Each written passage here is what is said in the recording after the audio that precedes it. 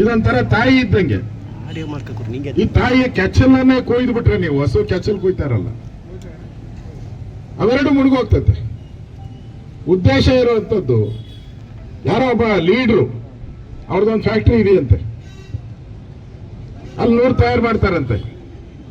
ಹೆಸರು ಹೇಳ್ತೀನಿ ಆಮೇಲೆ. ಇದು ಮುಳುಗಿಸ್ಬಿಟ್ರೆ ಆ ನೂಲು ಇಲ್ಲಿಗೆ ಬರ್ತದೆ. ಇದು ಇಂಟೆನ್ಷನ್. ಆಮೇಲೆ ಚೈನಾದಿಂದ ತಗೊಂಡ್ರೆ ಕಮಿಷನ್ ಬರ್ತದೆ 60%. ಚೈನಾ ತಗೊಂಡ್ರೆ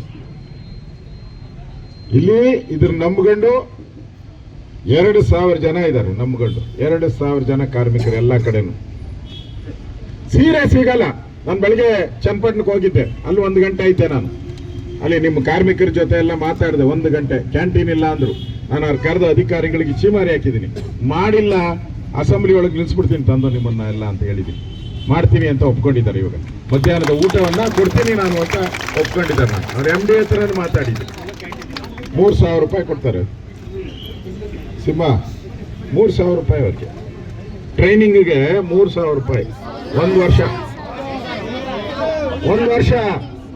3,000 ರೂಪಾಯಿ. ಯಾವನ ಕೆಲಸ ಮಾಡ್ತಾರ 3,000ಕ್ಕೆ?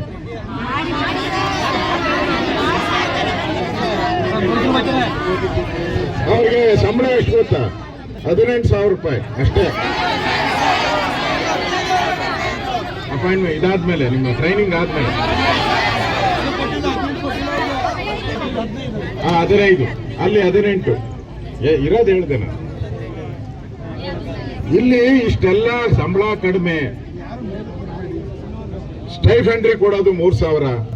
ಬಗೆಹರಿಸಿಲ್ಲ ಅಂದ್ರೆ 6ನೇ ತಾರೀಕು ಆದ್ಮೇಲೆ ಬಡ್ಜೆಟ್ ಅಧಿವೇಶನ 1 ವಾರ ಬಡ್ಜೆಟ್ ಮೇಲೆ ನಡೀತೈತೆ. ಅದಾದ್ಮೇಲೆ 2 ವಾರ ಅಧಿವೇಶನ ಇರ್ತೈತೆ. ಆ ಸಂದರ್ಭದಲ್ಲಿ ನಿಮ್ಮ ಲೀಡರ್ಗಳ ಜೊತೆ ಎಲ್ಲ ನಾವು ಮಾತಾಡಿ ಇದನ್ನ ನಾವು ಅಧಿವೇಶನದಲ್ಲೂ ಕೂಡ ನಾವು ಚರ್ಚೆಯನ್ನ ಮಾಡ್ತೀವಿ.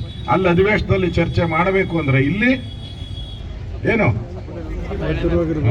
ಸ್ವಲ್ಪ ಪಾತ್ರ ಇಟ್ಬಿಟ್ಟು ಕೆಳಗಡೆ ಬೆಂಕಿ ಹಾಕ್ಬೇಕು. ಇದಕ್ಕೂ ಬಿಸಿ ಹತ್ತಿದ್ರೆ ನಾವು ಅಲ್ಲಿ ಬಿಸಿ ಹತ್ತಿಸ್ತೀವಿ. ನಾವು ಆ ಹೋರಾಟವನ್ನ ನಾವೆಲ್ಲರೂ ಕೂಡ ಮಾಡೋಣ. ಇವತ್ತು ಯಾರು ಉಪವಾಸ ಕೂತಿದ್ದಾರೆ ಜನಗಳ ಪರವಾಗಿ, ಅವರ ಆರೋಗ್ಯ ದೃಷ್ಟಿಯಿಂದ ಅವರು ಹಿಂತೆಗೆಯಕ್ಕೆ ನಾವು ಮಾತಾಡಿದಿರಿ.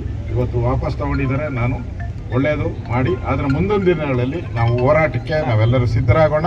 ಕರುನಾಡು ಟೈಮ್ಸ್ ಚಾನೆಲ್ನಲ್ಲಿ ಸುದ್ದಿ ಮತ್ತು ಜಾಹೀರಾತು ನೀಡಲು ಈ ನಂಬರ್ಗೆ ಕರೆ ಮಾಡಿ.